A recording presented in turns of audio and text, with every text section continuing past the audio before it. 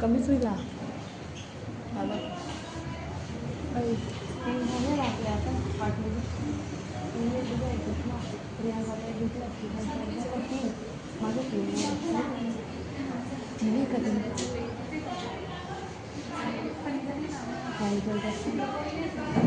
ती पण दुसरं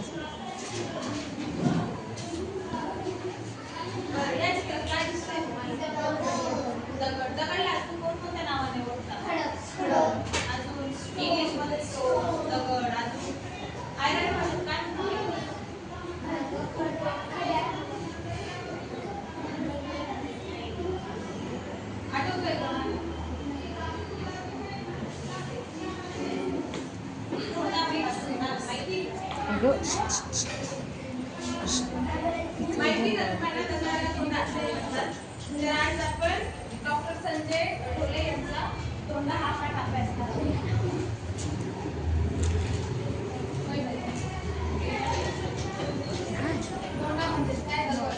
मला हे दे ना वेळेला तुझं दे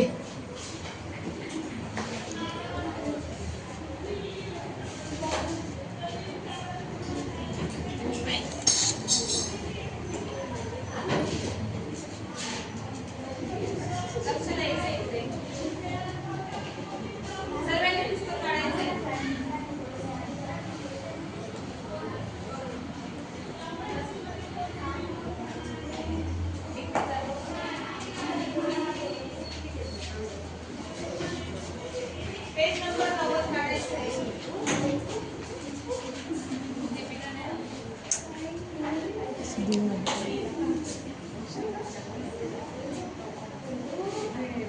तर आपण आधी लेखकांचा परिचय करून घेऊया डॉक्टर संजय ढोले यांचा जन्म 1965 दिवशी या दिवशी झालेला आहे विविध आंतरराष्ट्रीय नियतकालिकांमध्ये कथा प्रसिद्ध प्रतिशोध प्रेमाचा रेणू जीव संकरित अंतराळ जगातील मृत्यू हे विज्ञान कथासंग्रह त्यांचे प्रसिद्ध आहे तर त्यांचा आज आपल्याला पुन्हा हा पाठ अभ्यास करायचा आहे कोणता पाठ अभ्यास करायचा आहे तर मी पाठाचं वाचन करते ती आपल्या याचं नाही ना तिचं राजू हा खोडकर पण जिज्ञासू वृत्तीचा मुलगा आहे त्याला वेगवेगळ्या प्रकारचे दगड गोटे गोळा करण्याची आवड आहे एके दिवशी रात्रीच्या वेळी राजूला एक अनोखा दगड मिळतो त्या अनोख्या दगडाबाबतची माहिती आपण या काल्पनिक विज्ञान कथेतून जाणून घेतली तू पैसे तिथं पैसे तुझा फोटो राजू दे चौकट वृत्तीचा जिज्ञासू मुलगा काही ना काही उद्योग करणारा खूप प्रश्न विचारणारा 1/1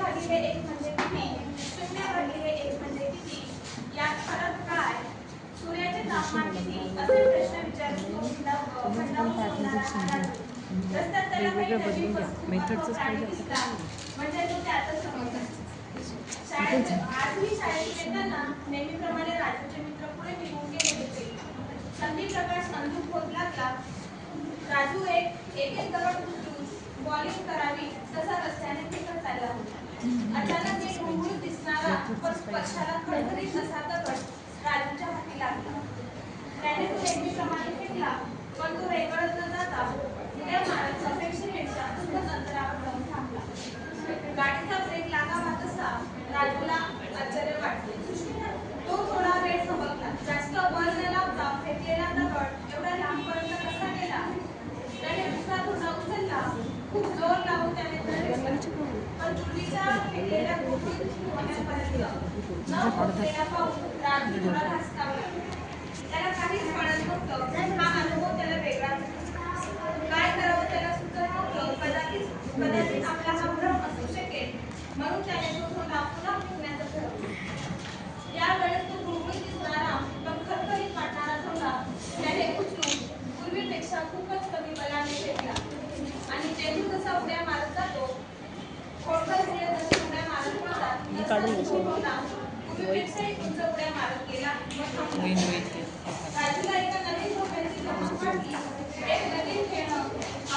घेऊन घ्या आता त्याच्यानंतर मी घेऊन त्याच्या चेहऱ्यावर दिसत होती. हा रुग्ण काहीतरी विलक्षण असल्याची जाणीव त्याला झाली. बरं, समजलं तुम्हाला इथे मला? आता मी तुम्हाला प्रश्न विचारते, त्याचं मला उत्तर द्या. काय प्रश्न आहे?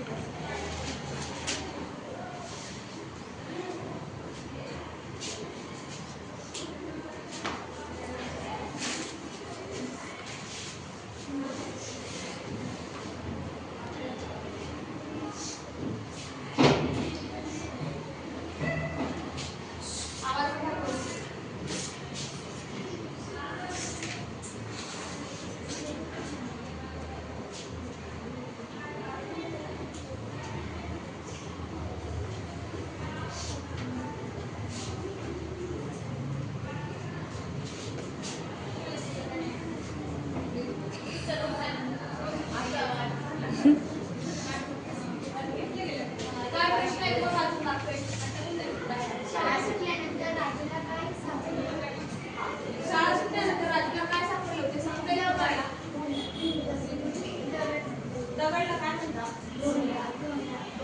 तर राजूला काय सापडलं होता? आता पाठाकडे लक्ष द्या. राजू हा खोडकर व जिज्ञासू वृत्तीचा मुलगा होता. राजू चौकस वृत्तीचा जिज्ञासू मुलगा सतत नेहमी होता. आता तुम्ही सत्ता उद्योग बसल्या तरी काहीतरी काम वाढून राहायचं. तसा राजू होता. तो चौकस बुद्धीचा जिज्ञासू मुलगा होता, पण सतत काही ना काही उद्योग करणारा, खूप प्रश्न विचारणारा. 1/1 म्हणजे किती, 0/1 म्हणजे किती, यात फरक काय, सूर्याचं तापमान किती, असे प्रश्न विचारून बंडावून सोडणारा हा राजू. रस्त्यात त्याला काही नवीन वस्तू अथवा प्राणी दिसला म्हणजे ते त्याला गमत असे.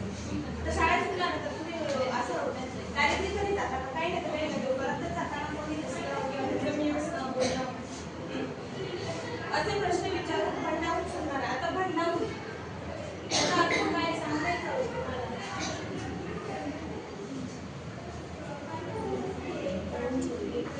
भंडावून सोडणे.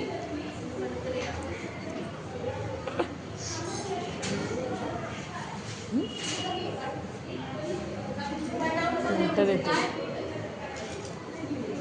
त्रास देणे.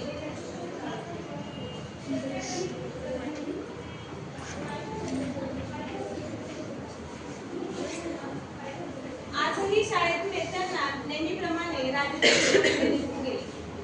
संधी प्रकाश अंधूक होऊ लागला होता. राजू एक दगड उचलून बॉलिंग करावी तसा फेकत रस्त्याने चालत होता. आजही काय झालं, नेहमीप्रमाणे शाळा सुटली. राजूचे मित्र तो टाइमपास करायचा म्हणून काय केले त्यांनी, ते पुढे निघून गेले. आणि अंधार पडू लागला होता, पण त्यांनी काय केले, एक दगड उचलले. दगड म्हणजे धोंडा. आणि आपण जशी बॉलिंग करतो ना तसा धोंडा, तो बॉलिंग जाण्यासाठी निघाला. अचानक एक गुळगुळीत दिसणारा स्पर्शाला भरभरीत असा दगड राजूच्या हाती लागला. म्हणजे दगड मी असा एकदम गुळगुळीत होता, पण तो स्पर्शाला कसा होता, सरपडीत होता. असा दगड त्याला सापडला. त्याने तो नेहमीप्रमाणे फेकला. तर दगड सापडला, मागून फेकतोच ना, दगड सापडला का आपण काय असा फेकतो किंवा काही करत असतो, बॉल आपण बॉलिंग फेकतो त्या पद्धतीने त्याने तो फेकला. पण तो रेंगाळत न जाता पुढे मारत अपेक्षेपेक्षा खूप अंतरावर जाऊन पडला. त्याने तो असा फेकला, पण तो खूप लांबवर जाऊन फेकला. पण त्याला वाटायचं की मी इतक्या लांब फेकला नाही, तर तो दगड इतका लांब गेला नसेल. राजूला आश्चर्य वाटलं. तो थोडा वेळ बघला. जास्त बल न लागता फेकलेला एवढ्या लांबपर्यंत कसा गेला. त्याने दुसरा धोंडा उचलला. मग त्याने काय केलं, दुसरा दगड उचलला. तो दगड त्याने त्याच याच्याने बलाने फेकला, पण तो दगड तेवढा लांबीपर्यंत तो गेला नाही. तो पहिला धोंडा गेला. फेकलेल्या गुळगुळीत धोंड्यापर्यंत न पोहोचलेला पाहून राजू थोडा लाजला. त्याला काहीच कळत नव्हतं. हा अनुभव त्याला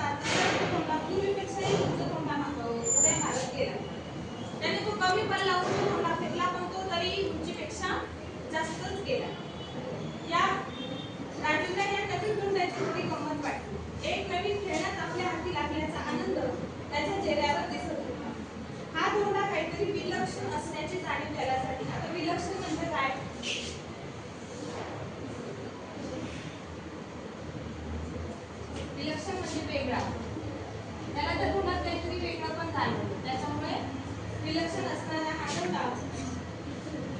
असल्याची त्याला जाणीव झाली. बरोबर? समजलं तुम्हाला? आता मी एकच आहे माझ्या डोक्याचा ताण मिटून जाईल तुझे घेईन ना नाही ताण मिटून घेऊ दे मी विसरून जाईल ते काय डोक्याला ताण